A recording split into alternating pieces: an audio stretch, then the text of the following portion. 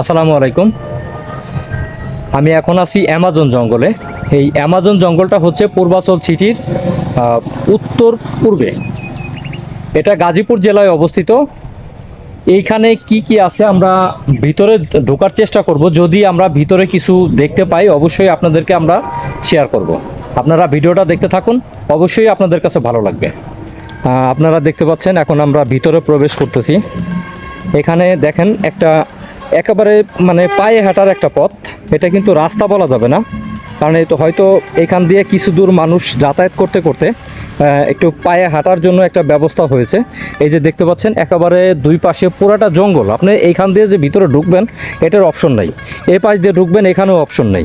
এই যে দেখেন এই পাশ দিয়ে ভিতরে ঢুকবেন এখানেও অপশন নাই। এই যে দেখেন একেবারে প্রচুর পরিমাণে খালি শুধু গাছ আর গাছ। এগুলো হচ্ছে গজারির বন। তো এই গজারির বনের ভিতরে কি আছে অবশ্যই আমরা দেখার চেষ্টা করব, আপনারা আমাদের সাথেই থাকুন।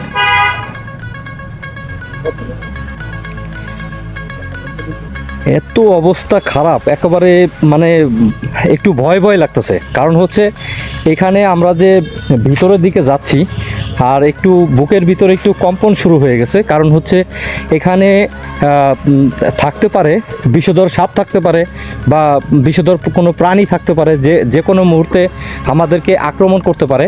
এই কারণে আমি আর আলাউদ্দিন ভাই এখানে এসেছি এটা দেখার জন্য। জানি না আমরা সামনে আপনাদেরকে কি দেখাতে পারবো। অবশ্যই আমাদের সাথে থাকুন, দেখুন আমরা কোথায় যাচ্ছি। তবে দেখুন এই যে দেখতে পাচ্ছেন অনেক সুন্দর একটা ফুল। এত জঙ্গলের ভিতরেও দেখেন কত সুন্দর সুন্দর ফুল। এই যে আর একটা ফুল আছে, এই যে দেখেন, দেখতে অসাধারণ। আমরা যাচ্ছি আপনাদেরকে দেখাবো যেখানে কি পাওয়া যায়। এইখানে দেখতে পাচ্ছেন একটা ছোট্ট একটা টিলা।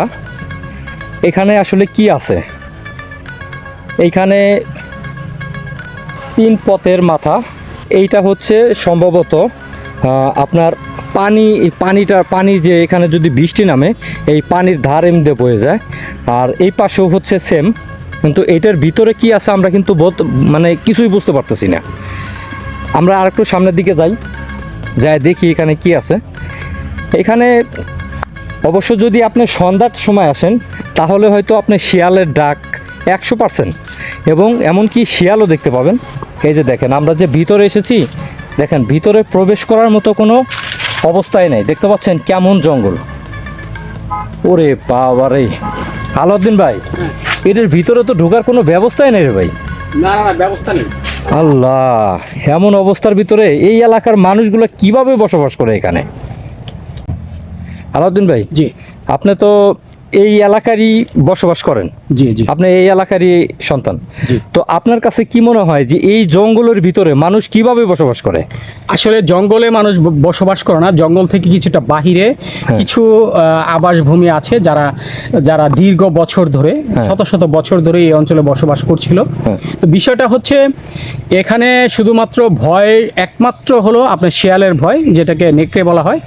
নেকড়েগুলো এই সন্ধ্যার পরে রাস্তায় বেরিয়ে আসে। এক সময় যখন ঘন জঙ্গলাপূর্ণ পুরো অঞ্চলটা ছিল তখন এই অঞ্চলের মানুষগুলো তাদের হাঁস মুরগি গরু ছাগল এগুলোকে নিরাপদ স্থানে আপনার রেখে আসতো, অর্থাৎ নেট দিয়ে বেড়া দিয়ে এভাবে রাখা হতো। কিন্তু বর্তমানে যেহেতু এই সমস্ত এলাকাটাই শহরের মতো আপনার আবাসিক ভবন তৈরি করা হচ্ছে, রাস্তাঘাট তৈরি হয়েছে, এখন এই মুহূর্তে আসলে এই যে জঙ্গলের পশু পাখিগুলো আসলে খাদ্যের অভাবে তাদের সমস্যাই হচ্ছে।